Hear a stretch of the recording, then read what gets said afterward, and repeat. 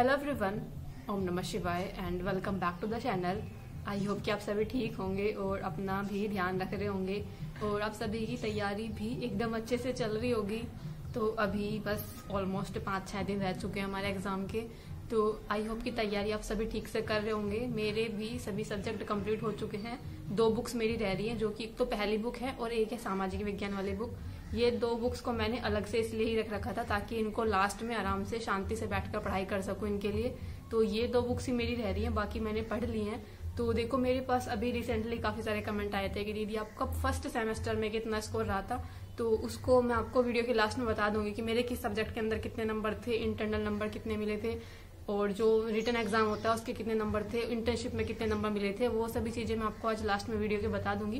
पहला बात करते हैं कि क्या क्या चीजें रहने वाली है मेरे पास। सबसे पहले कुछ आपके क्वेश्चन का आंसर कर देती हूँ, जिसमें एक क्वेश्चन ये आया था कि दीदी एग्जाम सेंटर जो था, जो फर्स्ट सेमेस्टर में था, क्या वही एग्जाम सेंटर रहने वाला है। देखो, मुझे अभी तक तो नहीं पता कि क्या एग्जाम सेंटर रहेगा, लेकिन मैं इतना कंफर्म हूँ कि मुझे नहीं लगता वो एग्जाम सेंटर रहेगा, क्योंकि ऐसा नहीं होता कि जहां आपका पहले एग्जाम सेंटर गया होगा दोबारा भी वहीं जाएगा। ठीक है, और एग्जाम सेंटर आपको अब 1-2 दिन में पता ही चल जाएगा। आपके एडमिट कार्ड आ चुके होंगे आपके स्कूल के अंदर, जिस भी कॉलेज से आप कर रहे हो वहां पर जाकर वो ही आपको एडमिट कार्ड दे देंगे, वहां से आपको पता चल जाएगा। और सेकंड, मेरे पास क्वेश्चन ये आ रहा है बार बार कि दीदी क्या हमारा रोल नंबर चेंज होता है। तो देखो, मुझे ये भी नहीं पता, ये भी तभी पता चलेगा जब हमारा एडमिट कार्ड आ जाएगा। उससे हमें पता चल जाएगा कि हमारा सेंटर कहाँ पर पड़ा है और हमारा जो रोल नंबर क्या है। तो वैसे मुझे एक चीज समझ नहीं आ रही, आपको इस चीज की क्या टेंशन लेनी है, रोल नंबर चेंज हुआ है नहीं हुआ, इससे हमें क्या ही फर्क पड़ता है। रोल नंबर से चाहे वो चेंज हुआ हो या ना हुआ, उससे क्या फर्क पड़ता है। हमें सिर्फ अपने एग्जाम लिखने से मतलब होना चाहिए, हमारी तैयारी कैसी है, हमें इन सब चीजों से ध्यान रखो। और रही बात सेंटर की, देखो सेंटर का भी नहीं पता कि कहाँ पर रहेगा, लेकिन इतना जरूर कंफर्म है कि जो आपका जिस कॉलेज से आप कर रहे हो उसके आसपास में नहीं रहता सेंटर, उससे बहुत दूर जाता है कम से कम भी। मैं अपनी बात करूं, मेरा जो सेंटर जाता है 40 से 45 किलोमीटर दूर पड़ता है मेरठ, मेरे घर से। तो वहां पर मेरा सेंटर जाता है। और मुझे लगता है जितना भी मतलब आपका आसपास का जो डाइट वाला क्षेत्र पड़ेगा ना, जहां पर आपका डाइट का कॉलेज होगा, उसके आसपास ज्यादातर जाने की संभावना रहती है। और ज्यादातर गवर्नमेंट स्कूल में ही जाता है शायद, क्योंकि जो मेरा पहले गया था फर्स्ट सेमेस्टर में, मेरा गया था सनातन धर्म इंटर कॉलेज, आई थिंक, जो कि है मेरठ में कहीं, मुझे याद नहीं है कौन सी साइड है वो, मतलब था वहीं पे ही था। तो वहां पर मेरा सेंटर गया था। फर्स्ट सेमेस्टर की मैं बात कर रही हूँ। सेकंड सेमेस्टर में जरूर चेंज होगा, मुझे नहीं लगता वही रहने वाला है, रहना भी नहीं चाहिए, क्योंकि अच्छी सीट नहीं थी उसकी, बैठने की जो सीट्स थी वो ज्यादा अच्छी नहीं थी। तो ये सभी चीजें हैं। देखो, रोल नंबर का नहीं पता, वैसे जहां तक मुझे लगता है रोल नंबर भी चेंज होगा, हमारा कॉलेज भी चेंज होगा, मतलब जहां पर हमारा एग्जाम होगा, एग्जाम सेंटर भी चेंज हुआ होगा। और कुछ चीजें जैसे कि मैं बात करूं, सब्जेक्ट मैंने बता दी क्या क्या चीजें पढ़नी है। और देखो, जैसे कुछ लोगों के मेरे पास ये भी कमेंट आए थे कि दीदी अभी तो हमने शुरू भी नहीं किया पढ़ना, मतलब अब कब ही शुरू करोगे आप। तो देखो, जिन लोगों ने बिल्कुल भी नहीं पढ़ाई की है, तो आप एक काम करना, जितने भी जो क्वेश्चन है ना जो प्रीवियस ईयर में आए हुए हैं, जैसे कि 2019 में हो गए, 20 में हो गए, 21 में हो गए, 22, 23, 24, इन सभी एग्जाम्स में जो जो पेपर आए हुए हैं, जो जो क्वेश्चन आए हुए हैं, सिर्फ उनको भी पढ़ लोगे ना, तो भी मुझे लगता है थोड़ी सी तैयारी हो जाती है। क्योंकि बीएड और बीटीसी 2 ऐसे कोर्स होते हैं, इनके अंदर ना क्वेश्चन बहुत रिपीट होते हैं हर एक पेपर के अंदर। जब मैं बीएड कर रही थी, बीएड में मेरा पता नहीं कौन सा पेपर था, वो बिल्कुल डिट्टो एकदम सेम पेपर आ गया था। समावेशी, सॉरी, वो था गांधी जी की जो बुक थी ना, वो बुनियादी शिक्षा वाली, जो कि बीएड के अंदर एक बुक थी गांधी जी की, जो बुनियादी शिक्षा थी, उसके लिए पूरी बुक लिखी थी वो। तो वो पूरी बुक का पेपर ना 2000 पहले, मतलब उससे 2 साल पहले वाला पेपर आ गया था, बिल्कुल एकदम रिपीट। तो ऐसा भी हो जाता है कभी कभी, इसलिए जो पेपर है ना, जो आपकी बुक के पीछे पेपर दिए होंगे, उन पेपर को बहुत अच्छे से कर लेना। मैंने जैसे ये बुक ले रखी है ना मैंने, इसमें मेरे, देखो मैं आपको दिखाती हूँ कितने पेपर दे रखे हैं। तो मेरी बुक के अंदर 2020 का पेपर है, उसके बाद 22 का पेपर है, 21 में पता नहीं, शायद 21 वाला सेशन नहीं हुआ था ना, आई थिंक, हाँ 2021 में बीटीसी का सेशन नहीं होता, जिस वजह से मैं एडमिशन भी नहीं ले पाई थी।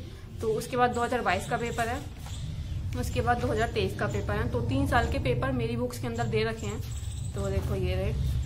तो देखो, सभी जितने भी पेपर है ना, तो ये पेपर जरूर पढ़ लेना एक बार, ये पेपर और जो क्वेश्चन जो रिपीट हुए हैं, जो 19, 20, 21 इन सभी सालों में आए हुए हैं, वो वाले क्वेश्चन पढ़ लेना और ये पेपर्स पढ़ लेना, तो भी आपकी थोड़ी सी तैयारी हो जाएगी। जिन लोगों ने बिल्कुल भी नहीं पढ़ा उनकी मैं बात कर रही हूँ। तो अभी फिलहाल तो मेरी तो 2 बुक्स रह रही हैं, पहली बुक और सामाजिक विज्ञान की बुक, तो यही 2 चीजें रह रही हैं। और रही बात जैसे कुछ चीजों की मैं बात करूँ ना, और जो जैसे पहले सेमेस्टर में जब मेरे एग्जाम हुए थे तो ऐसा था कि मतलब मुझे लगता है शायद मैंने ना कुछ लिख भी ज्यादा ही दिया था। मैंने बी कॉपी सी कॉपी मैंने इतनी कॉपियां ली थी पहले पेपर के अंदर, दूसरे पेपर के अंदर और सामाजिक विज्ञान के पेपर के अंदर। मतलब मुझे लगता है मैंने ज्यादातर पेपर्स के अंदर बी कॉपी सी कॉपी ली थी, शायद संस्कृत में नहीं ली थी मैंने कॉपी। अदरवाइज मैंने सभी सब्जेक्ट में सभी पेपर्स में कॉपियां ली थी, जो एक्स्ट्रा कॉपी मिलती है वो मैंने ली थी। शायद इस वजह से मेरी राइटिंग भी थोड़ा बेकार हो गई थी और मेरे नंबर भी कम आए, इतने अच्छा स्कोर भी नहीं हो पाया मेरा। और ये था क्योंकि जैसे जो एक नंबर वाले क्वेश्चन होते हैं ना, मैंने उनमें भी थोड़ा लिख दिया था 4-4, 5-5 लाइन का, जो कि मुझे लगता है मेरी सबसे बड़ी गलती रही है। क्योंकि जो बिल्कुल 1 लाइन का क्वेश्चन पूछा हुआ उसको 1 लाइन में ही करूंगी इस बार जो मैंने सोच रखा है, थोड़ी स्ट्रेटेजी बनाई है कि जो बिल्कुल अति लघु वाले क्वेश्चन है उनको मैं पूरा कोशिश करूंगी कि 1 से 2 लाइन के अंदर ही पूरा कंप्लीट हो। उसके बाद जो लॉन्ग क्वेश्चन बचेंगे उनके लिए अपना सोच रही हूँ कि थोड़ा टाइम ले लूँ, मतलब जो भी उसमें लिखना होगा जितना क्वेश्चन की रिक्वायरमेंट होगी उस अकॉर्डिंग उसमें लिख दूंगी, लेकिन इतना ज्यादा नहीं करूंगी कि पिछली बार की तरह बहुत ज्यादा लिख दिया।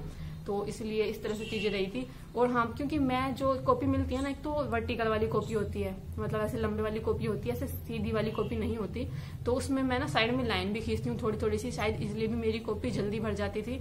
तो फीटा मैं जरूर लेकर जाती हूँ, ऐसे बड़े वाला फीटा, उसके दोनों साइड थोड़ी सी लाइन खींचती हूँ। ऐसा नहीं कि बहुत ज्यादा आपने स्पेस छोड़ दिया दोनों तरफ, थोड़ा सा ही छोड़ती हूँ मैं। जैसे कुछ कैलकुलेशन वगैरह हो गई। रही मैथ की बात, तो मैथ के लिए कैलकुलेशन मैं बिल्कुल लास्ट वाले पेज पर रफ कार्य लिखकर वहां पर कर लेती हूँ। तो ऐसा था। और अभी बात करते हैं, चलो मैंने छोटी छोटी सी चीजें बता दी कि क्या क्या चीजें रहती है। और एक चीज मुझे बतानी थी, एक ये वाला इस तरह का एक बैग कैरी कर लिया करो, मतलब बैग क्या बोलते हैं, ऐसे जो भी बोलते होंगे, ऐसा ट्रांसपेरेंट सा जिसमें आप अपना सामान रख सको।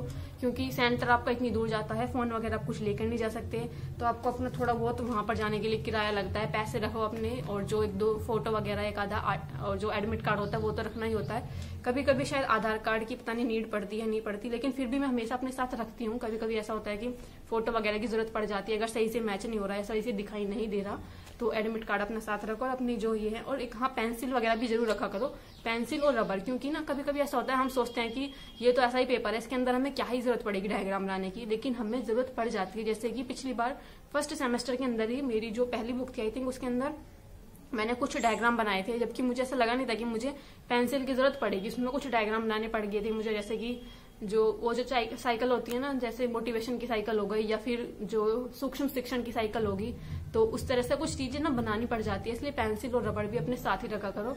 तो ये थी कुछ चीजें जो मैंने आपको बता दी, जो चीजें मैंने कैरी कर रखी हैं। अभी फिलहाल मैं बता देती हूँ आप सभी को फर्स्ट सेमेस्टर में मेरा कितना स्कोर रहा था। देखो, मुझे पता है मेरा स्कोर थोड़ा सा कम था, क्योंकि मेरी राइटिंग भी थोड़ा अच्छी नहीं आ रही थी। रीजन भी मैंने आप सभी को बता दिया, क्वेश्चन मैंने ज्यादा कर दिए थे, मतलब ज्यादा लिख दिया था, जिस वजह से मैंने स्पीड से लिखा, राइटिंग भी थोड़ा अच्छी नहीं आई है। और कुछ मेरी राइटिंग पहले से ही ऐसी है, तो थोड़ा इस वजह से भी हो गया था। तो और अगर मैं बात करूँ ना, जितने भी थे ना नंबर, मेरे खुद के नंबर थे, एक नंबर भी किसी का नहीं था। क्योंकि मैंने देखा था मेरी क्लास के अंदर, या किसी कोई भी क्लास हो, मतलब ना बच्चे आपस में बात करते रहते हैं, एटलीस्ट और कुछ नहीं तो ऑब्जेक्टिव क्वेश्चन तो पूछ ही लेते हैं। लेकिन मैंने खुद से अपना हर एक क्वेश्चन, चाहे वो ऑब्जेक्टिव हो, सब्जेक्टिव हो, अति लघु हो, खुद से ही किया था। एक तो ये था जहां पर मैं बैठी थी, पिछली वाली सीट मेरी खाली थी और आगे भी मेरे कोई नहीं बैठा था, मतलब लास्ट वाली रो में, मतलब बिल्कुल लास्ट से मैं 2nd नंबर पर थी। तो ऐसा था। और टीचर तो एक ही रहते हैं रूम में, ऐसा नहीं है कि 2-3 टीचर्स होते हैं आपके रूम में, एक ही टीचर्स होते हैं। लेकिन फिर भी हाँ, जो भी चीजें थी, मतलब मेरे खुद के नंबर थे, बस मैं इतना प्राउडली बोल सकती हूँ। चाहे मेरे कितने भी कम नंबर हो, वो मेरे खुद के नंबर थे। मैंने 1 नंबर का भी किसी से कुछ नहीं पूछी थी। जो मुझे आप सभी के साथ शेयर करनी थी कि मैंने बुक्स वगैरह कितनी पढ़ ली हैं। 2 बुक्स मेरी रह चुकी हैं। और जो पहला और दूसरा दिन होगा, यानी कि 1 अप्रैल और 2 अप्रैल होगी, उस दिन तो मैं सिर्फ वही 2 बुक्स पढ़ने वाली हूँ जिनका पेपर पहले दिन होगा। तो इस तरह से अपनी तैयारी चल रही है। फिलहाल 2 बुक्स रह रही है जो कि कंप्लीट हो जाएगी। और 27 तारीख को मुझे अपने इंटर्नशिप वाले कॉलेज में जाना है, वहां पर 1 दिन की अपनी इंटर्नशिप कंप्लीट करके और वहां से अपना पूरा सबमिट करा लेना है। मतलब सभी चीजें कंप्लीट हो चुकी हैं, और तो वहां से मुझे अपना लेटर ले लेना है। फिर मुझे पता चल जाएगा कि मेरे इंटर्नशिप में कितने नंबर दिए हैं टीचर्स ने, जो कि मुझे लगता है होपफुली ठीक दे दे, क्योंकि मैंने जाकर पढ़ाया भी है अच्छे से। तो सभी चीजें इस तरह से रही हैं। बाकी मैंने सभी चीजें आप सभी को बता दी हैं कि कौन कौन सी बुक्स मैंने पढ़ ली है। और हाँ, अगर किसी को पेपर चाहिए, जैसे कि 2023 का या फिर 2022 का पेपर चाहिए, तो मैं इनको टेलीग्राम पर भी अपलोड कर दूंगी। अगर किसी के पास नहीं है तो प्लीज अपनी तैयारी को सही से कर लो, क्योंकि बहुत जल्दी अब एग्जाम होने वाले हैं। और क्या पता आप सभी में से कोई मेरे को मिल भी जाओ मेरठ में, जहाँ पर मेरा एग्जाम सेंटर होगा। तो देखो ऐसा होता है। और हाँ, मुझे एक चीज और शेयर करनी थी आप सभी के साथ। जैसे हम वहाँ पर एग्जाम दे रहे होते हैं ना, मैंने बहुत सारे बच्चे देखे हैं जो कि बिहार के होते हैं, बिहार वगैरह के बच्चे थे काफी सारे, जो मुझे लगता है यहाँ से बीटीसी करने के लिए ही, एग्जाम देने के लिए मैंने देखे वहां पर बच्चे अपने सेंटर पर देखे थे। तो ऐसा था।